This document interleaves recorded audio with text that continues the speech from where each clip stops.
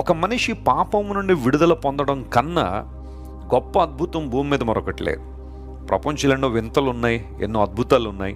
అయితే అన్ని అద్భుతాల కన్నా, అన్ని వింతల కన్నా ఒక గొప్ప వింత పాపాంధకారంలోంచి, పాప బంధకాల్లోంచి ఒక వ్యక్తి విడుదల పొంది స్వేచ్ఛాయుతమైన ప్రాంతంలో జీవించడమే క్రీస్తు ప్రభు కృప ద్వారా.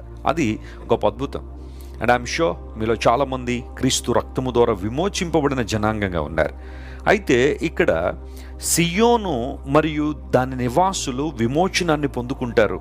కొన్నిసార్లు ప్రభువుని వెంబడిస్తున్నప్పుడు లేదా క్రీస్తు ప్రభులో మనం కొనసాగుతున్నప్పుడు చిన్న చిన్న సమస్యలు, ఉపద్రవాలు, కష్ట పరిస్థితులు మన జీవితంలోకి రావచ్చు.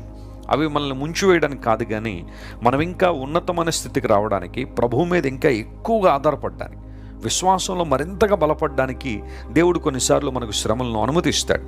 అయితే మన దృష్టి, మన ఆలోచన మనం ఎదుర్కొంటున్న సమస్యల మీద, శ్రమల మీద కాదు, కానీ వాటి నుండి మనల్ని విడిపించగలిగే దేవుని వైపు మనం చూడగలిగితే అంతకన్నా ఆశీర్వాదం మరొకటి లేదు.